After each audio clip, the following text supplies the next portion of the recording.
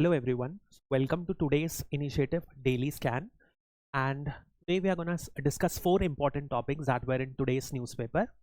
और अगेन पुराने ही फॉर्मेट में सबसे पहले अपन चार इश्यूज डिस्कस करेंगे, उससे रिलेटेड यदि कोई MCQ है तो उसको डिस्कस करेंगे एंड यदि कोई मेंस आंसर राइटिंग है तो उसको डिस्कस करेंगे. सो विल कंटिन्यू इसी फॉर्मेट में.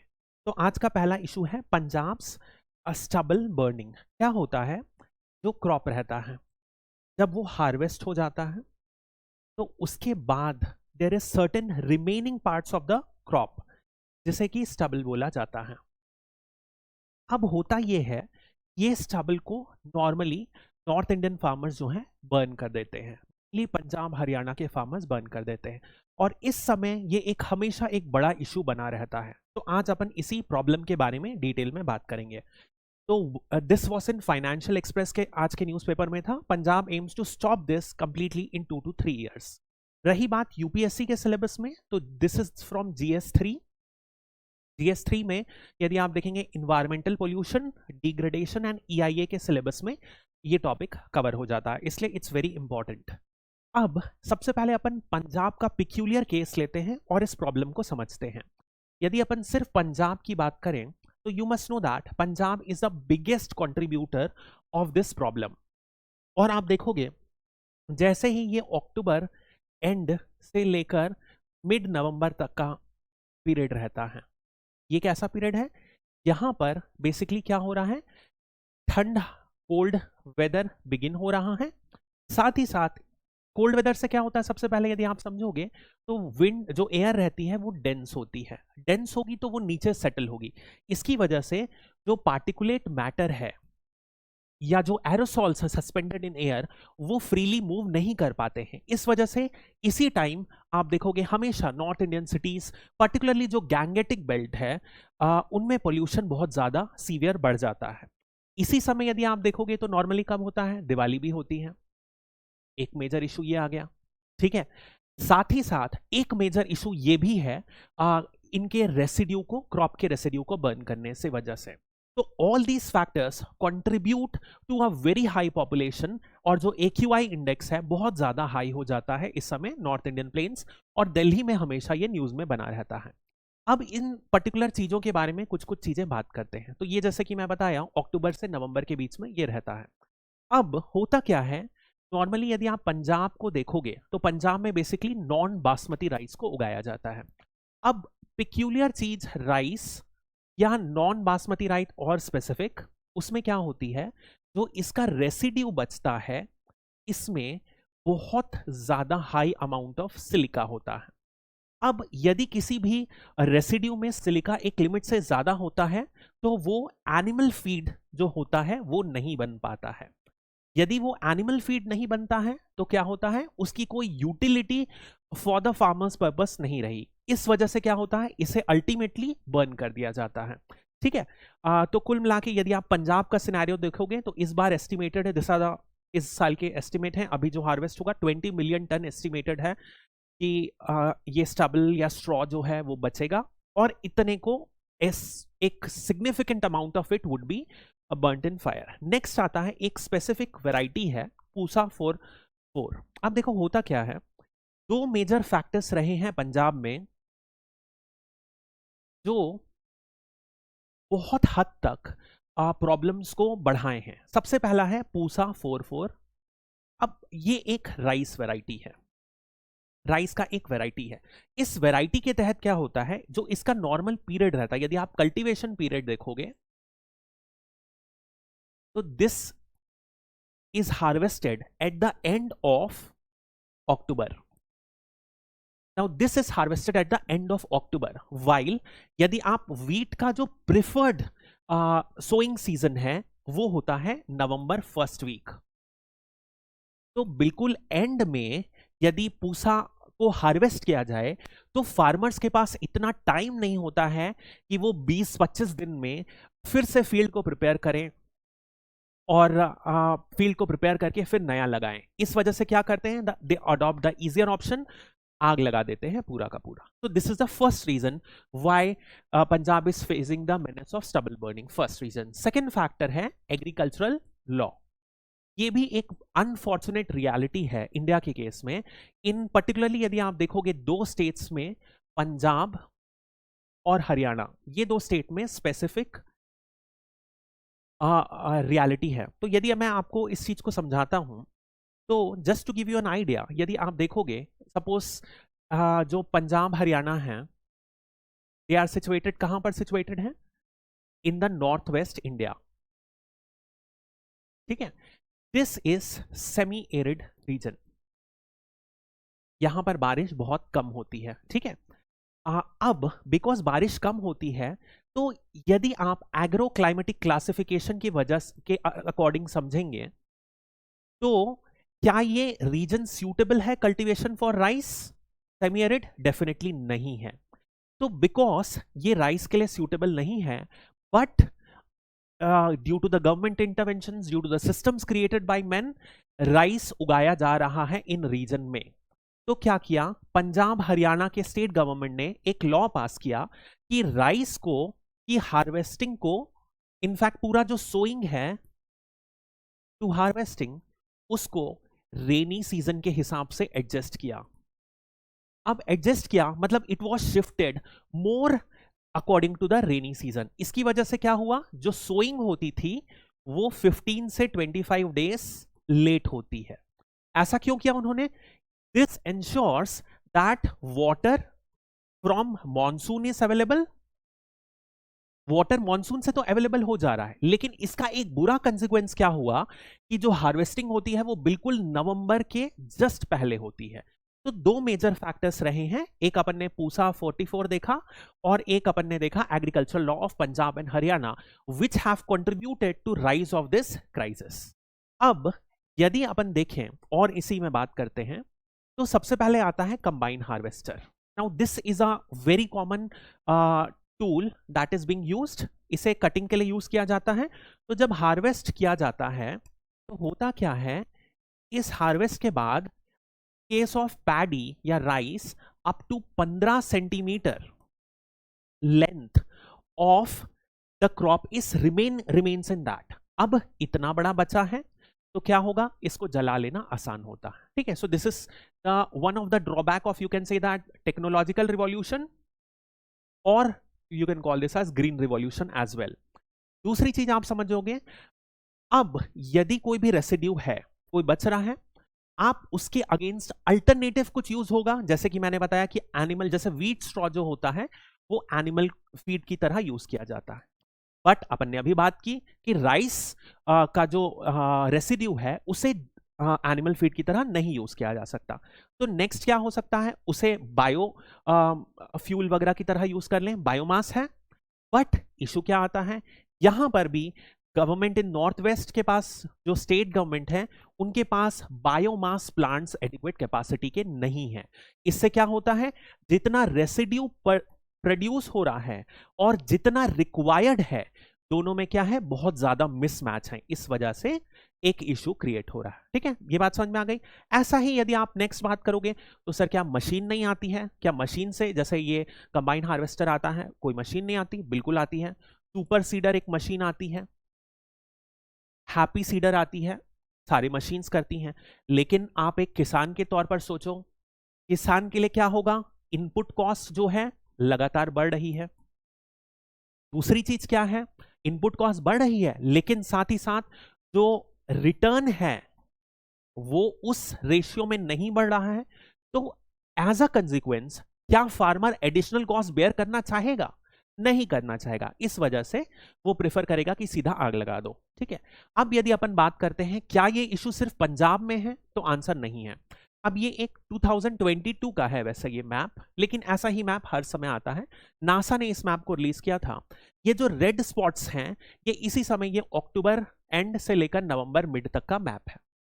ठीक है, तो कैन यू सी दैट ये इंडिया के नॉर्थ वेस्टर्न रीजन में कॉन्सेंट्रेटेड है। ठीक है, यहीं पर सबसे ज्यादा स्टबल बर्निंग हो रही है। तो यदि आप इस चीज को समझोगे तो this areas coincide with the area of green revolution. तो नंबर 1 सबसे ज्यादा ग्रीन रिवॉल्यूशन का इंपैक्ट हुआ है पंजाब में। तो पंजाब में you can see that Punjab is the highest जहां पर ये इशू बर्निंग का होता है। सेकेंड कौन सा इंपैक्टेड है? हरियाणा। तो you can C Haryana is the, ये डिक्रीजिंग ऑर्डर में है, तो इसी ऑर्डर में यहां पर सबसे ज्यादा, यहां पर सबसे कम। नेक्स्ट यदि आप देखोगे तो कौन सा है? यूपी अफेक्ट हुआ है। उसमें में यूपी का कौन सा रीजन है? West. Western UP has been the region जहां पर ग्रीन रेवोल्यूशन का मैक्सिमम इंपैक्ट आया है, तो ये वाला रीजन आएगा। You can see in the chronology. Fourth यदि आएगा आपका राजस्थान। राजस्थान में भी कौन सा रीजन इंपैक्ट हुआ है? Can you see that? ये वाला, ये है रीजन कौन सा? जहां पे इंदिरा गांधी कैनल बना है। इंदिरा गांधी कैनल बनने की वजह से क्या हो गया? यहां पर एश्योर्ड इरिगेशन बन गई। एश्योर्ड इरिगेशन की वजह से यहां पर पैडी और व्हीट उगाया जा रहा है, ठीक है। उसके बाद मध्य प्रदेश, जहां पर इशू बहुत ही नेग्लिजिबल है, बट ये भी है।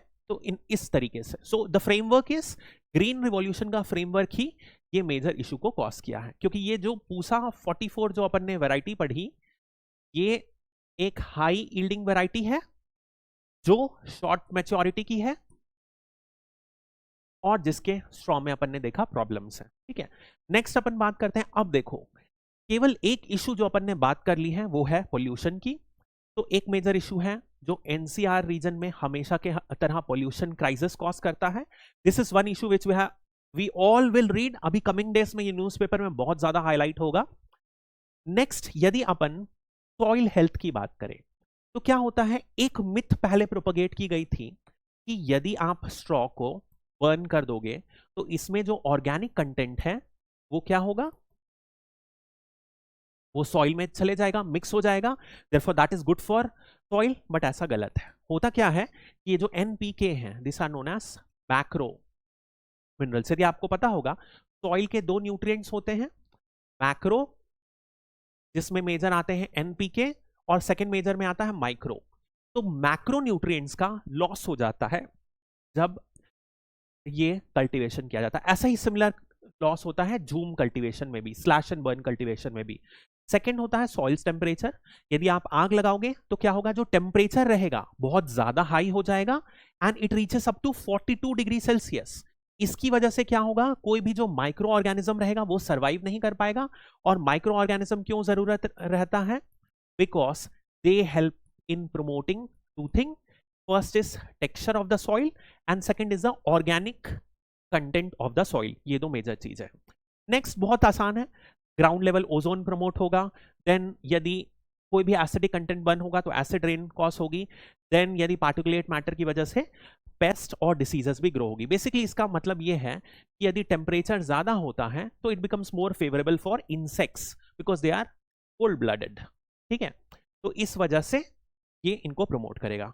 तो अब इस प्रॉब्लम का सॉल्यूशन क्या है? अब ये एक बहुत बड़ी प्रॉब्लम है, बार बार इसे डिस्कस किया जा रहा है और बहुत समय से न्यूज में, लेकिन फिर भी तो एक सॉल्यूशन जो है वो सजेस्टेड किया गया है, वो बायो एंजाइम प्यूसा है।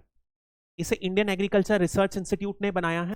बेसिकली होता क्या है, जैसे ये आपकी फील्ड है, यहां पर रेसिड्यू बचा, तो इसने एक एंजाइम को बनाया इस इंस्टीट्यूट ने, IARI फेमस इंस्टीट्यूट है। इसने आप इस एंजाइम को ऐड करो इसमें, व्हाट विल हैपन, आप ऐड करोगे तो ये 20 से 25 दिन लेगा। इस 20 से 25 दिन के अंदर क्या होगा कि ये जो स्ट्रॉ है वो घुल के सॉइल में मिल जाएगा। दिस इज द आइडिया, ठीक है। तो ये एंजाइम होगा। लेकिन अब अपन ने एक सॉल्यूशन बात कर लिया, लेकिन क्या आप इस सॉल्यूशन की प्रॉब्लम बता सकते हो? अभी अपन ने बात किया, कब होता है ये? अक्टूबर लास्ट में हार्वेस्टिंग होती है और नवंबर में उगाना रहता है आइडियली। तो क्या 20 से 25 दिन है? नहीं है। तो is this a very viable solution? नहीं है। और इसी वजह से सॉल्यूशन अभी तक नहीं निकल पा रहा। एक ये है। दूसरा, हैप्पी सीडर की अपन बात करें हैं, एक बात किए हैं। हैप्पी सीडर में क्या होता है, ट्रैक्टर के पीछे एक मशीन जैसा लग जाता है, वो इस रेसिड्यू को क्या करती है, सॉइल में मल्च कर देती है, सॉइल में घुसा देती है, अंदर इंसर्ट हो जाता है, सॉइल में इंसर्ट हो जाता है, प्लस जो सीड है, जो नया सीड लगता है वीट का, उसे भी लग जाती है। तो दिस इज अ सॉल्यूशन। अब बिल्कुल एक अच्छा सॉल्यूशन है, लेकिन इस सॉल्यूशन में भी कुछ प्रॉब्लम होगी, तभी सक्सेसफुली इंप्लीमेंट नहीं किया जा रहा है। अपन एक सॉल्यूशन तो बात कर लिए हैं कॉस्ट की। दूसरा सॉल्यूशन, दूसरा प्रॉब्लम क्या होगी इसमें? नॉर्मली इवन इनफैक्ट कॉस्ट को भी मिटिगेट करने के लिए गवर्नमेंट सब्सिडी देती है। तो ये सब्सिडी नॉर्मली जो दिया जाता है वो 50% ऑफ द कॉस्ट है, और अप टू 75% टू 100% कॉस्ट यदि ये ऑन अ शेयरिंग बेसिस लिया जाए, ये एक लिया जाता। तो 50% subsidy if it is given on a purchase on an individual level. लेकिन इनफैक्ट देयर आर, जहां पर आजकल हायरिंग भी कर सकते हैं, किराए पे ले सकते हैं, रेंट पे अवेलेबल है, तो बहुत सारे इंस्टीट्यूशंस हैं, स्टार्टअप्स हैं जो वर्क कर रहे हैं इसमें। हो सकता है फ्यूचर में ये एक वायबल सॉल्यूशन बन जाए। नेक्स्ट है पैलेटाइजेशन। पैलेटाइजेशन में कुछ नहीं होता, छोटे छोटे गोले पैलेट्स बनाए जाते हैं वही स्ट्रॉ से, उसको मिक्स किया जाता है कोल से, और इसको इंडस्ट्रीज या थर्मल पावर प्लांट में बर्न किया जाता है। क्योंकि है तो ऑर्गेनिक कंटेंट ही, तो क्या होता है, जो एफिशिएंसी रहती है वो बढ़ जाती है। That is one issue, pelletisation. These are ideal solution. एक ये एक अच्छा सॉल्यूशन है, लेकिन जो सबसे अच्छा सॉल्यूशन मुझे अभी तक लगा है वो है गौथान मॉडल। ये है छत्तीसगढ़ में एक मॉडल अपनाया गया है जिसे बोलते हैं गौथान मॉडल। ये आई थिंक राजीव गांधी न्याय योजना के अंतर्गत इसे स्टैब्लिश किया गया है। अब होता क्या है, गौथान होता क्या है, गौथान are the common lands of village. Village की कॉमन लैंड्स होती हैं। इसमें क्या किया जाता है, यहां पर जो बेसिकली स्टबल, जिसे स्टबल को गांव से फ्री में कलेक्ट किया जाता है और इसे गौथान में सेंड किया जाता है। ठीक है, नाउ ये सारा कुछ सेंट्रल गवर्नमेंट नहीं बल्कि स्टेट गवर्नमेंट खुद अपने वर्कर से करा रही है। तो ये गांव गांव जाके कलेक्ट करते हैं गौथान से, उसको फिर गौथान में लेके जाते हैं और वहां पर इसे प्रोसेसिंग करते हैं और ऑर्गेनिक कंपोस्ट बना के वापस गांव में ही इसे सेल करते हैं। तो दिस इज वन मॉडल। अब ये मॉडल अच्छा क्यों है, क्योंकि अपन ने देखा क्या टाइम है फार्मर्स के पास ये सब चीजें करने का, नहीं है, पैलेट बनाने का, ये करने का टाइम नहीं है। देयरफॉर यहां पर वो बस उन्हें प्रोवाइड करना है and this would be done by the state government, और इनके खुद कोऑपरेटिव एसोसिएशन से वो करें। सो this is a good model which could be replicated. तो यदि अपन इन सॉल्यूशंस को क्लासिफाई करें तो आप इसको इस तरीके से स्ट्रक्चर आंसर करने के लिए 3 ऑर्डर में क्लासिफाई कर सकते हो। इन सिटू ट्रीटमेंट, मतलब वहीं पर ही ट्रीट कर लिए, जैसे कि फॉर एग्जांपल ये जो बायो एंजाइम पूसा वाला है ये इन सिटू हो गया, हैप्पी सीडर वाला भी इन सिटू हो गया, गौथान वाला क्या हो गया, ये वाला एक्स2 हो गया गौथान मॉडल। और एक और सॉल्यूशन क्या है, चेंजिंग क्रॉपिंग पैटर्न। तो क्रॉपिंग को पैटर्न चेंज करने से कैसे हेल्प कर सकते हैं, अपन ने देखा अभी राइस का जो स्ट्रॉ होता है उसमें ग्रेटर देन 80% सिलिका होता है। अब बिकॉज इतना हाई सिलिका होता है देयरफॉर ये एनिमल फीड को प्रॉब्लम करता है। तो यदि अपन इसकी जगह मिलेट्स, इसके जगह यदि अपन पल्सेस उगा दे तो क्या होगा, ये प्रॉब्लम ही नहीं आएगी और जलाने की जरूरत ही नहीं रहेगा, because that could be used as animal feed. It is as simple as that. तो changing pattern, cropping pattern is one help. एक और इशू इसी से रिलेटेड है, वो है water level, underground water level. तो यदि अपन ये मैप देखेंगे, ये मैप देखेंगे तो इस मैप में अपन ने बात किया है जहां जहां आग लगी है। नाउ यदि आप अंडरग्राउंड वाटर लेवल का मैप देखोगे तो सबसे ज्यादा ओवर एक्सप्लॉइटेड रीजन्स यही है। Again the areas of green revolution, Punjab, Haryana, western UP, यही है। Therefore the cultivation of rice is also associated with underground water depletion. तो यदि अपन ये राइस को हटा दे तो वाटर लेवल की समस्या खत्म हो जाएगी और साथ ही साथ स्टबल बर्निंग की समस्या खत्म हो जाएगी। यदि इसको कोई ज्योग्राफी का स्टूडेंट है तो ऐसे समझ सकता है कि जो क्रॉपिंग पैटर्न होना चाहिए वो एग्रो क्लाइमेटिक कंडीशन के हिसाब से होनी चाहिए। और यदि एग्रो क्लाइमेटिक में अपन सॉइल भी डाल देते हैं तो क्या बन जाता है, वो एग्रो इकोलॉजिकल। तो preference of the cropping pattern should be given according to agro ecological pattern या कंडीशंस।